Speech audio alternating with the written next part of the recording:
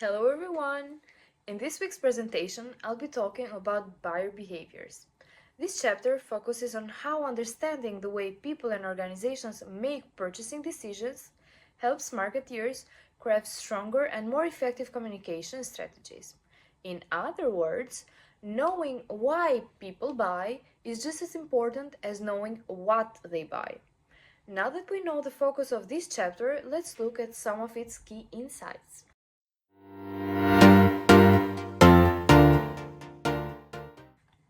The chapter begins by distinguishing between consumer buyer behavior and business-to-business buyer behavior.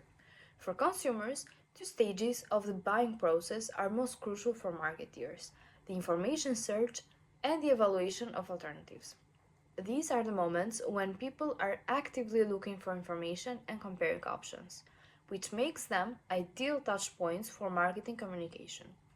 Building on that, the authors describe three modules that explain how consumers make decisions: the evoked set, multi-attribute, and effect referral models. The evoked set refers to the short list of brands a person actually considers.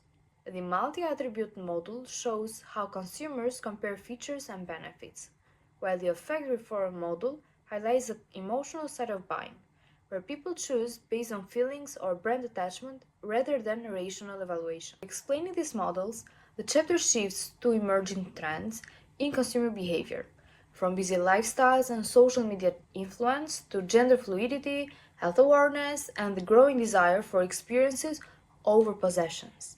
These changes are forcing marketeers to constantly adapt their strategies to stay relevant.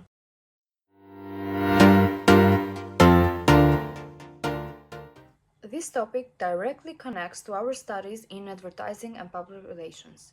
In our course, we often discuss how integrated marketing communications aim to deliver a consistent and persuasive message across multiple platforms.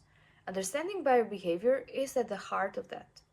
It allows advertisers to design campaigns that align with how consumers think, feel, and act, from recognizing a need to making a final purchase.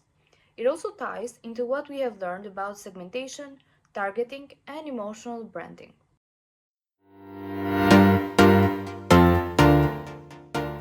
A great example from the chapter is Nescafe's marketing campaign in China.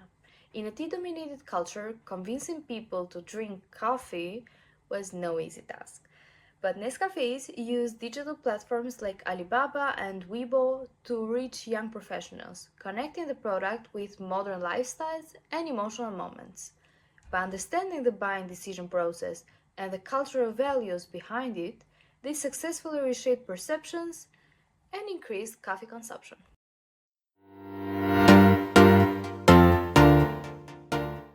To wrap up, understanding buyer behavior gives marketeers a roadmap to reach people more effectively. It's about predicting not just what consumers will buy, but why they make those choices, as I said in the beginning.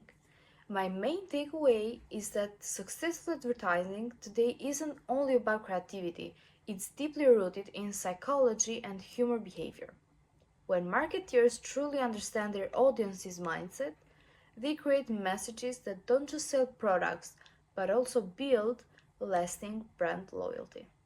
Thank you for watching and see you next week. Bye!